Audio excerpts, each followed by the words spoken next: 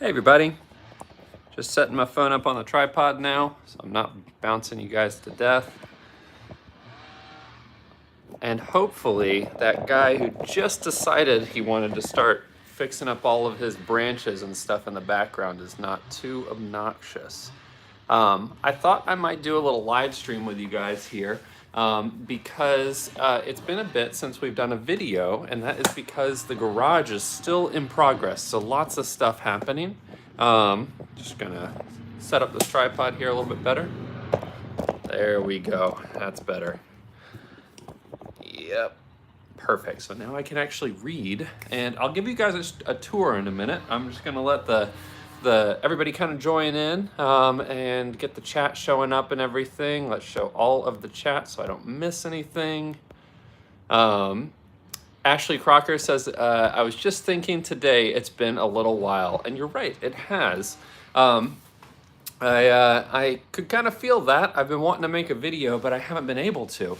You know, I could always build the engine in my storage unit and stuff like that, but I'd much rather be building it and kind of putting things together in my new shop. So yeah, I figure we'll do kind of like a Q&A. So if you guys have any mini questions, I can help answer those. And if you have any questions about the new shop. So part of it is behind me. The rest of it is on the other side of the camera, which I'll bring you guys around if you want to see it. But if you have any questions about the new shop as we go through it, you know, let me know. But to get started, let's do a little walk around of the space. Hopefully it's not too bouncy here. Switch the camera around. So what we're looking at over here, this is where the garage door is going to be. Due to COVID, there has been a huge delay in some of the parts that would get installed in this garage. One of those is being the garage door. The fastest we could get the garage door was 5 to 8 weeks from the point of ordering it. So hopefully that'll come in relatively soon. But we have done a lot of stuff in this garage. So this was all a carport before. I'm gonna bring you guys around. Let's have a look at the other direction. So my Mini used to sit right here. This is the spot my Mini sat. And then back there is the old workshop. And that was where all of the videos were filmed, literally all of them, you know, for the last 6 years or so. What we did is extended this space so that we have this full enclosure that is the garage now. And we've run electrical. We have, I have started doing some of the insulation. We've walled it in, all of that stuff, which has been really, really exciting to see come together. But you can even see the old epoxy flooring down there, which is kind of funny. That is going to get addressed and changed here pretty soon. But taking a look from the entrance of the garage here, this is our new sub panel. Now, all of this is pending some electrical inspection, but this sub panel is going to control all of the electrics for the whole garage, and it's on its own separate circuit. That's what this is right here. This is the main power line, so this has its own dedicated line so that I can run things in here without blowing circuits inside the house. And as we go through this, you can kind of see things, but new wiring running through the wall. This one right here is the exciting wire. This is going to come over here and down, and this is going to be my 220 for a welder. It has its own circuit because it is a very high voltage line, and that sits approximately in the middle of the space here. I was back and forth about this, about whether I should put it in the workshop area, but I decided should go here. I can always get a longer cable to plug in the welder whenever that happens. So as we're going back here, taking a look at the back side of the room, the new walls that got put in are 2x6 walls. That's 2 inches by 6 inches, so they're quite deep. And the old walls were 2x4. So that's what this additional wood here is. That blows that out so that you have, you know, room for the panel or room for new outlets, and it makes all of this perfectly flush. But as we walk back here, The new workbench is going to be across the whole backside of this space here. So old workbench was up against this wall, and it ran across here. My toolbox used to be over here. And this is actually my engine, and all of this stuff is heavily wrapped up right now. But the whole workbench is going to move over here. And each one of these is a 4 outlet plug spot. So we'll have 4, 8, 16 plugs. So we'll have tons of electrical access. We have a wire coming down here. This is for Ethernet, for internet. I'm going to have a computer out here. This is electrical stuff, kind of unimportant. All of the switches, everything like that is going to go right here. And then a lot of people asked me about this back door here. They were kind of confused about this. And you can kind of see that it creates an L shape here. And the door brings you out into our backyard. But we wanted to keep this breezeway because our kitchen window is right up there. So we didn't want to enclose that window because we liked having that, look out over the sink. And then obviously this brings you out into the backyard. Walk out here. I don't know, it might be kind of a mess back here. And then this is the back side of the garage. So we are testing out some paint over there. We haven't decided what color yet. But again, walk right into the garage from the backyard. So the previous setup, I would always walk out the front door and into the garage. Now it's always going to be in the back, very private, very nice. The last thing I want to mention is that up here we've got wires hanging down. We're going to have 4 LED style fluorescent bulbs, fluorescent size but LEDs. And that is going to set up the garage, kind of in total. The garage door is going to be insulated. Everything's going to be insulated. It's going to be slick. Let's switch that around. Hello again. I'm back.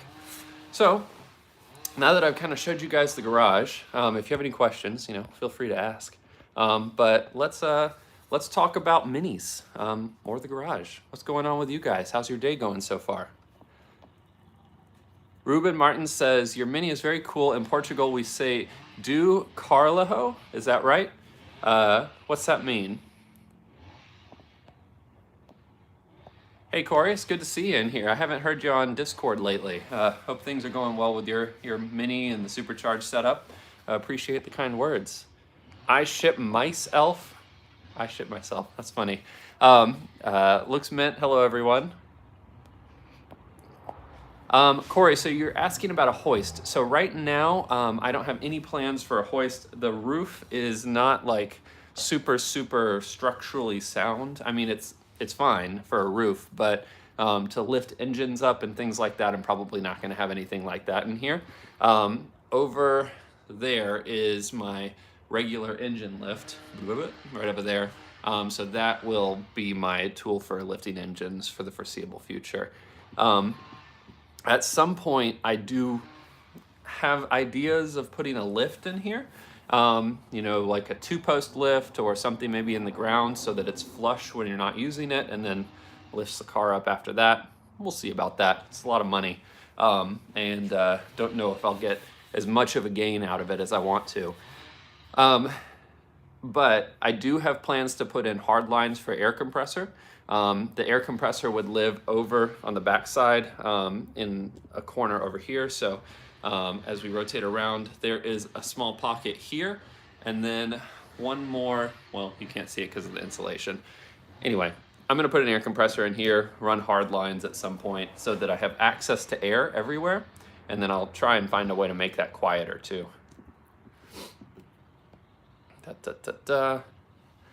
Waiting for the frozen world of Hoth to thaw. Is it still really cold up there? It's not too bad here. I'm in shorts right now here, so yeah, it's definitely not bad here. Oh, interesting. PEX to run the airlines. That's a good idea. Probably really easy to work with and create the, I guess you just get the clamping tools for the PEX lines, and then you can just kind of run them and mount them to the wall wherever you want them. I'd probably run one down into the center of the space, maybe a couple behind me in the workshop. That'd be cool.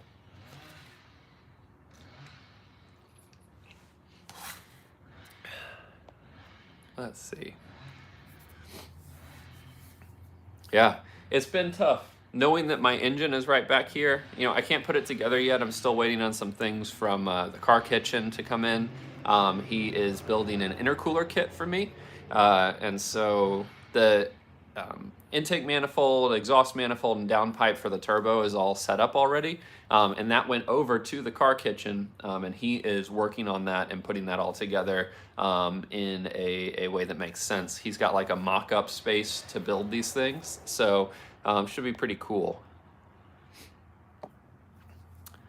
iShip says, my friend has a Mini and he has a Vauxhall engine in it and it shifts. That's really cool. Alex Hart, another Mini YouTuber, is doing a Vauxhall engine, I think, or a Mira engine. I can't remember what kind of engine it is. Whatever it is, it looks really, really cool in his car. I've seen that Vauxhall conversion. It seems to be picking up speed a lot overseas. We never had Vauxhalls over here, so we haven't, we can't do that here in the US. The Honda engines are really the big converters here, because I think they're just easy to get a hold of, relatively speaking. Corey says, I would have used copper, but I'm not made of money. Yeah, and I think PEX can look fine. I don't know why. Copper would be cool, but it's also a lot more work. Kevin Berlin says, hurry up 3 it. What does that mean? Is that a question or a statement? I want my, if you're talking about the garage, I would really love it to be finished up, but right now I'm waiting on electrical inspections. I'll hurry up with the garage call. I'm getting my Mini withdrawals. Well, that's very kind of you to say. I'm sorry you're going through withdrawals. I would really like this to be done soon. Something that's held up the kind of whole process. The reason I have like piles of insulation bats here that I haven't put into the walls yet is the electrical inspection. So anywhere that there's a wire in between 2 rafters, I can't do insulation in there yet. So I am kind of at an impasse until that inspection happens. Once it does, I can start putting insulation in, and then I can also start putting drywall in. But hasn't happened yet. Sounds like somebody might be here. Let me just make sure that I'm not missing someone at my front door. Hold just a moment.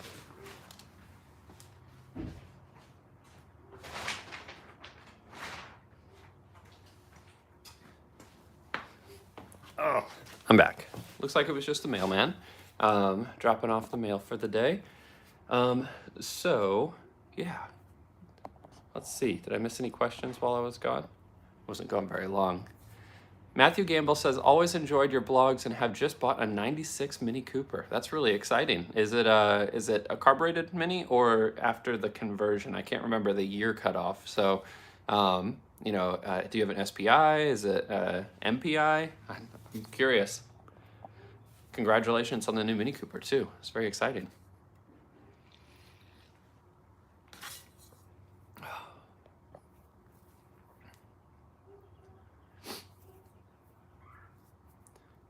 So one thing that I am going to be doing in this space too, with all of the insulation, with all of the finishing work that's on the inside here, I am going to be insulating the ceiling as well.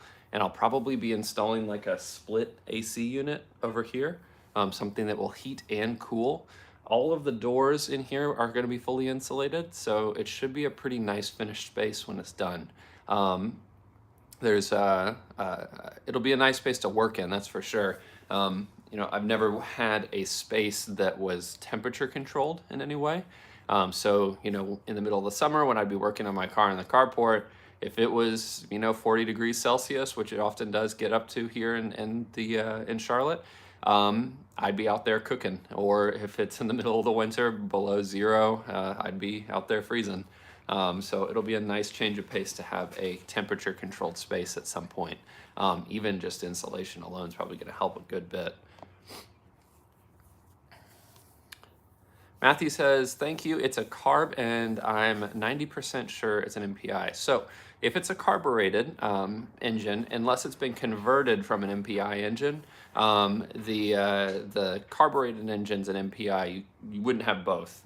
Theoretically, I guess you could have no, because there's no distributor on the MPI setups.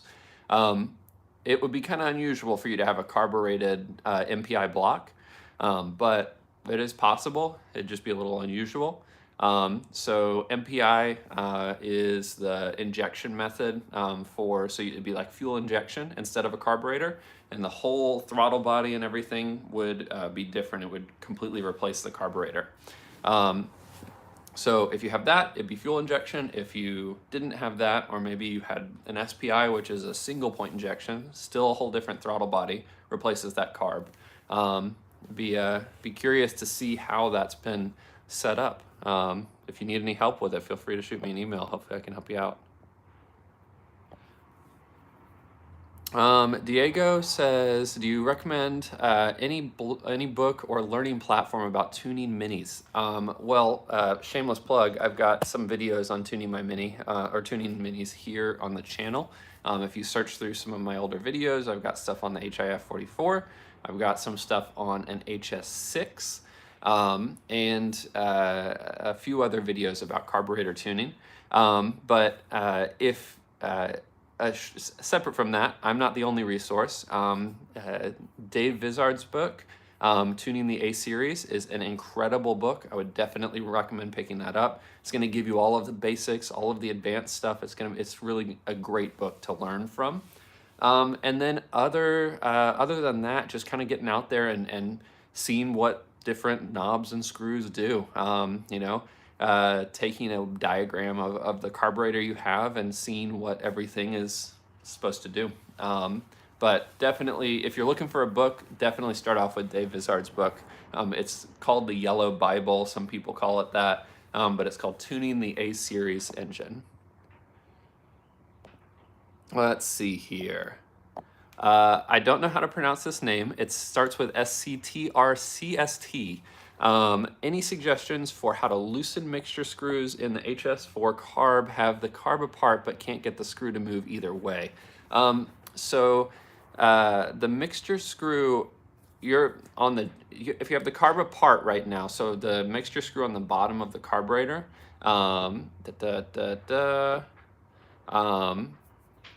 make sure I'm reading this right. Yeah, the mixture screw on the bottom of the carburetor can sometimes get seized in there. The brass with the aluminum just gets really tight in there. There's usually not a lot of lubrication. So if you're in the process of taking it apart, you might want to, and you're thinking about going ahead and replacing the jet and everything underneath the carburetor, you might want to soak it in something, soak it in some sort of like loosening compound, PB Blast or something like that. That could help get that nut loose enough for you to unscrew it. Sometimes it just takes a little bit of effort to just pop it loose enough for it to come undone. Those carb bodies can be kind of a hold on to stuff. Let's see here. Pedro says, I got my 30th anniversary Mini from the raffle from the UK Minis and ready for start driving it to Cars and Coffee. That is really exciting. Congratulations on winning a Mini. I have entered a few of those raffles myself and have not been lucky enough to win a Mini, but big congratulations to you for that one. You're going to love it. William Turk, hey man, welcome. Wazza! Let's see here. Jasper says, just finished building my radius arms today with the help of your videos. Another step finished in my 1100 Mini I'm restoring. Some tips for rebuilding the engine back up. Well, thank you for watching the videos. I'm glad that they helped out. That was a really fun video to make. For rebuilding the engine back up, I mean, just in general, it's hard to say exactly what I would recommend. Depends on what's going on with the engine, what needs repairs, those types of things, the kind of condition of the engine. But in general, just take your time, read the manual, take go through everything. If it's your first time doing an engine rebuild or building up an engine at all, really read the manual, read the instructions in the Haynes manual. It's really helpful. And the later Haynes manuals are a little bit more accurate with their torque specs, like shimming sizes and things like that. So I would err it towards those ones if you are looking for specific specifications. Also,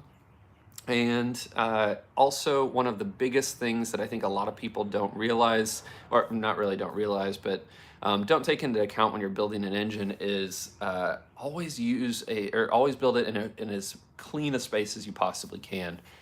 Think about the internals of the engine are so susceptible to damage from little dust things, dirt, debris, and like if you're building an engine, if you have it apart, really make sure that you're working in a clean space. That's probably one of the biggest tips I would recommend.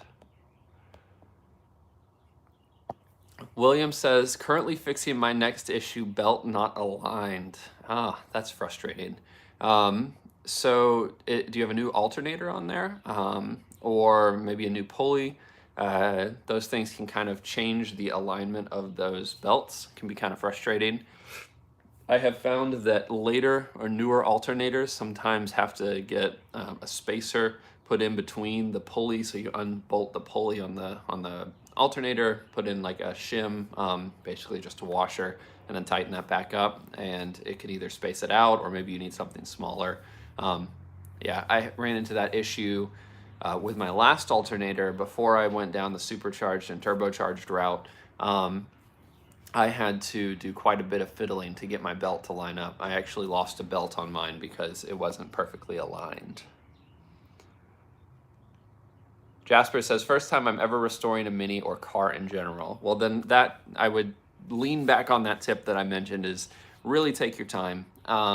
It's a lot easier than a lot of people think, as long as you are, taking in all the information that you need to when you're building it, reading the manuals, and don't rush it. Enjoy the process.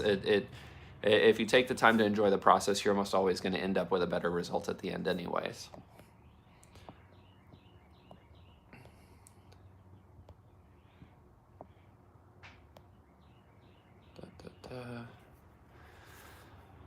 William says, I think I'm missing the spacer on the water pump and fan assembly. I see. So depending on the engine you have, sometimes the spacer is built into the pulley. So if you have a new pulley and maybe the spacer if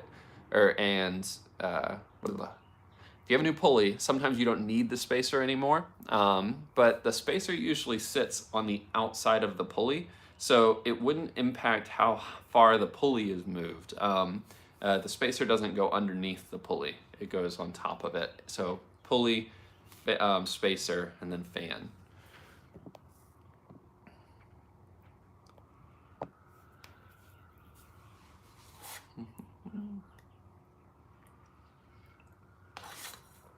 All right, what else do you guys got for me today? I know this was kind of a last-minute live stream, so I probably surprised a few of you.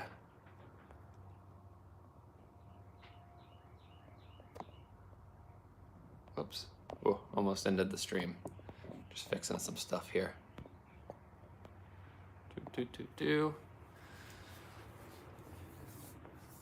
So while I'm waiting to see if anyone else has any more Q&A questions, I might give you guys a little bit of an update on everything on the channel aside from the garage build. Obviously, this is taking up a lot of my time.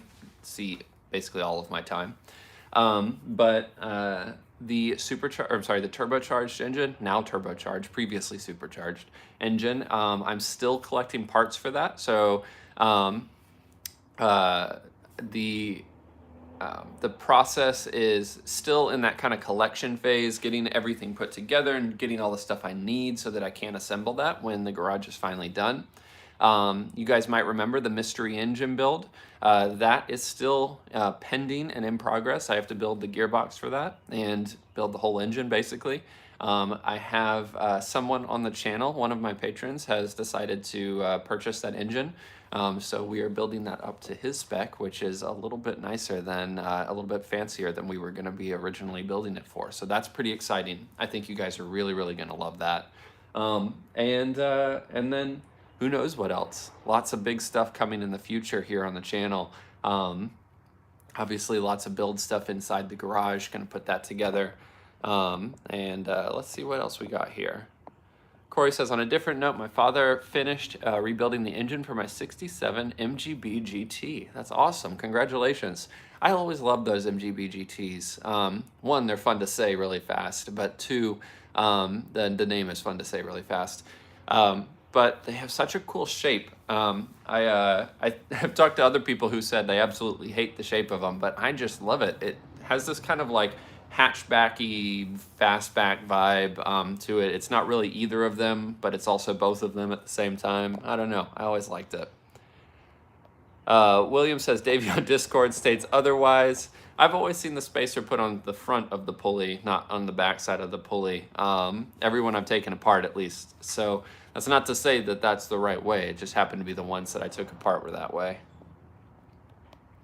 Kenneth says, how was that camping trip? Any plans for a Teardrop Camper in the future, or does renting look more reasonable for now? Maybe a good option for mini camping. So, couple things. The Teardrop trip was super fun, but it was also incredibly cold. We had a propane heater. And we didn't feel quite comfortable running that all night with us asleep. Just something about it, the open flame just gave us a little, made us uncomfortable. So we would turn the heater on, turn the Teardrop camper into like a sauna, and then click it off and then go to sleep. And then, of course, the Teardrop trailer would lose that heat over time. So about every 2 hours or so, we had to turn on that propane heater, wake up, turn it on, warm it up, turn it off.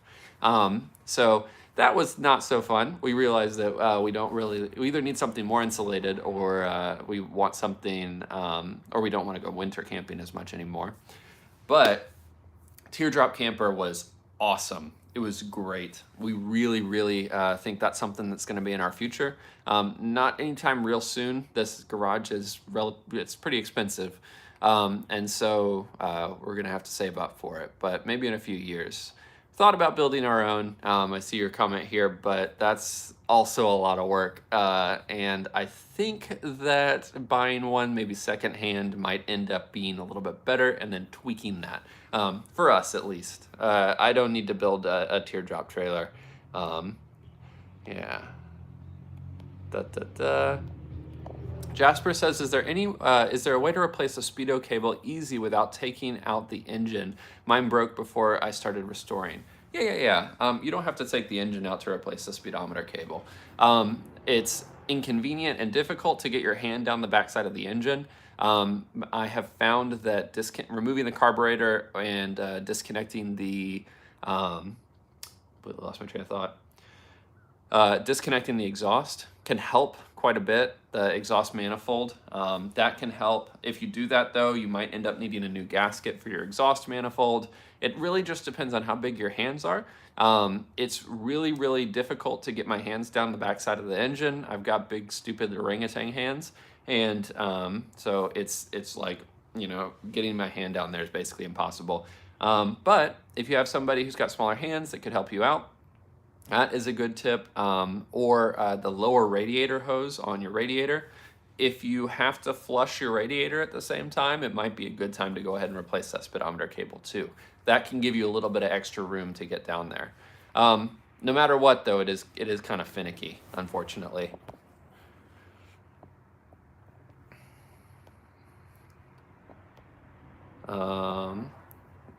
David says, mine is on the back, on the pulley, slightly 4mm. The last two 998s I've done has them between the pulley and the pump. Interesting.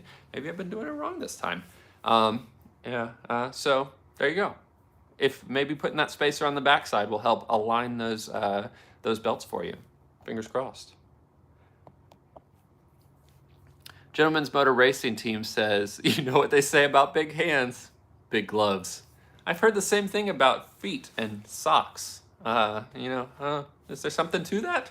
I don't know. Thanks for joining, Kev. Hope you're doing well. If you guys haven't seen, since Kev popped in here, I'm going to plug him a minute. He has an incredible channel, the Gentleman's Motor Racing Team, if you want to check that out. Really, really cool content. He does like rally race content, lots of like building your own stuff. It's cool, fabbing, creating, exploring, and experimenting. It's cool stuff. Definitely check his channel out. I'm a patron of his. Oh man, I always love talking on these live streams with you guys. It's always so fun. Time just flies. It's already been 30 minutes. I don't know if other people have joined in since I did the tour of the shop before, but if you guys want me to do it again, let me know. I'll walk you guys around. I'm happy to show this garage. I'm very, very excited about it. Later this week, assuming things go well, I have to clean out the garage space in order to get the floors epoxied. So we are going to be re-epoxying the floors. The ones behind me here, so you can kind of see like this space down here, that is the old epoxy, and then just the bare concrete here.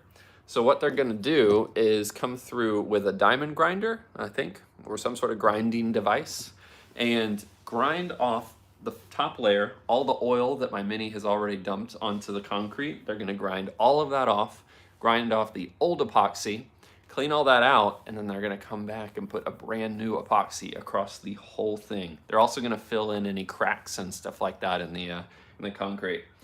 My concrete's not that nice, but it is going to make it really, really great to work on, I think. Equal Layers says, hey guys, twin SU 998 engine is losing power on right-handed turns and stutters. Any guesses? Right-handed turns and it stutters. So I'm not sure how your fuel pump or your fuel lines are configured. I don't think I would check all of your fuel lines to make sure they're not just getting pinched by something, and maybe the torsion of the turn on your subframe is maybe pinching a line. So basically follow your fuel lines from your carburetors all the way down and back to your fuel tank. Also check your fuel tank has a fuel pickup in it.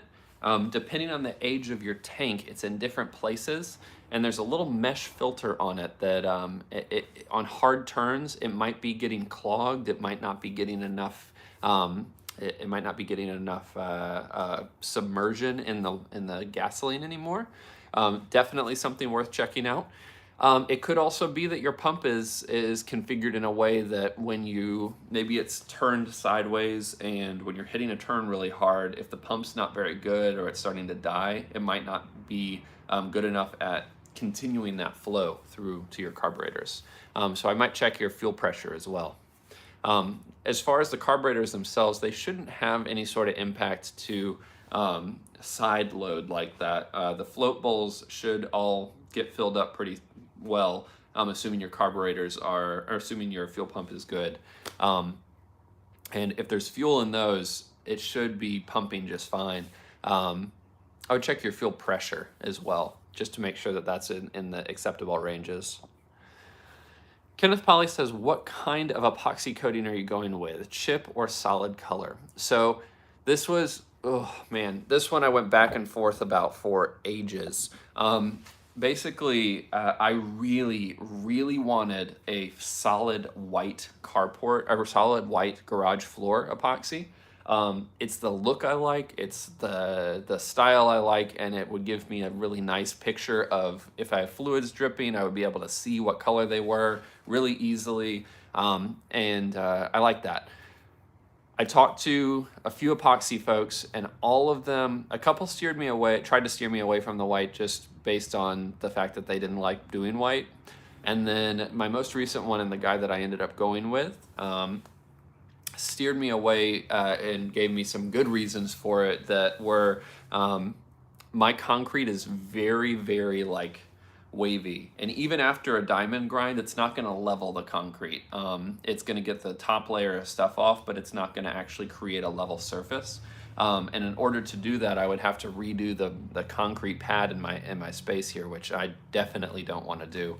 And he said that if we went with the white epoxy, which he's fine doing, the solid color would just exaggerate every single lump and valley and divot in my concrete. So he said that the textured look is probably going to be better. And he helped me find one of the colors they offer that is as close to white as possible with a chip in it that is very light as well. So they call it lunar is the color that I'm going with. And so they do that lunar color base coat, which is a really, really light gray, and then the flecks that go in it that create the texture so that I don't slip and bust my ass on this stuff. They are going to be a lighter gray color too. Because I want this space to be really, really bright. Making videos, it is really nice to have a well-lit space. And if I have uniform light everywhere, reflecting off of the ground, reflecting off of the walls, all of that combined is gonna make my videos a lot better and easier for me to expose. So that is my main goal, obviously, with the YouTube channel. So that's a big bit. Let's see here. Equal Air says, "You the boss." Massive thanks. You're welcome, man. Thank you so much. Dude, that's a great username. Dude says, "I did a chip on gray color, hides the oil puddles." Yep, see, so I was torn. Hiding the oil puddles, once I know and I've accepted that that is going to be a fact of my life on whatever car I have, is nice. Because there is a certain point where you might see an oil leak and you just don't want to fix it. I've been there many times, but with the amount of times that I'm working on the car and other cars in here, I kind of wanted something lighter. Oh man.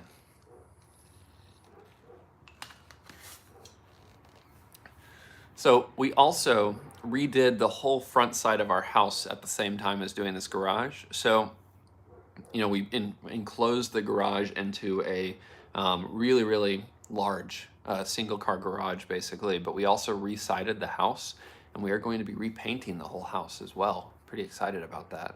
Should look pretty cool. I don't want to show it to you guys yet because it's kind of in progress, and I think that it'll be cooler if you see the before and after. It's gonna look way better. David Pack says gray would be nice. Yeah, and so they had a few different grays. There was like a darker gray, and that's what I didn't want, just for this space. I think it looks good, but I just didn't want it for my space.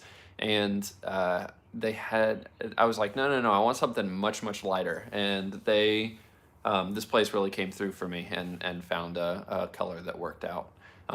Really good guys too. I mean, it's pretty reasonably priced as well, considering they're going to be diamond grinding it. I think they're going to have to acid etch it as well to kind of like make the concrete adhere the epoxy better. I'm not really sure how all of that works.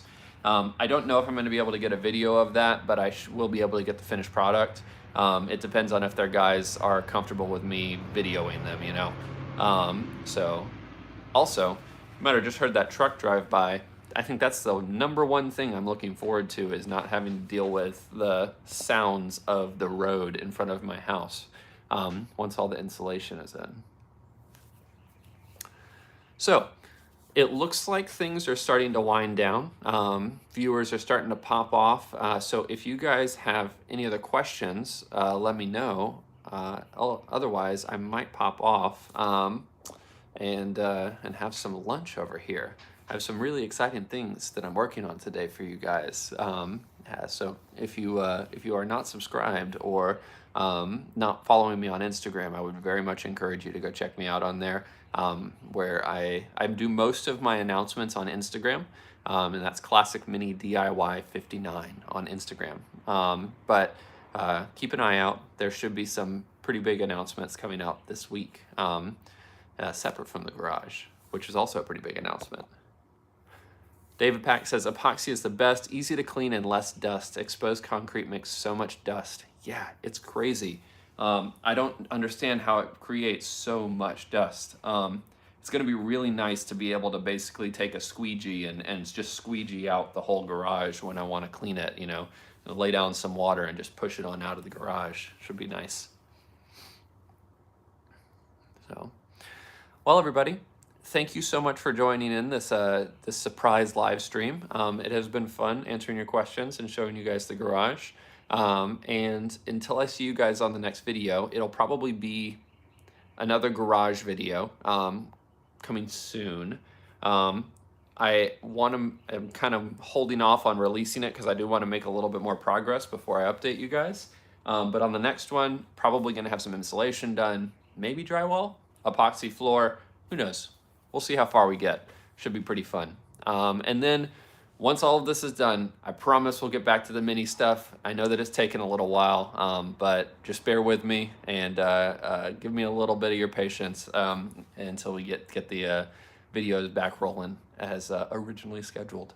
So thanks so much for joining, guys. And until I see you guys on the next one, enjoy those minis and motor on.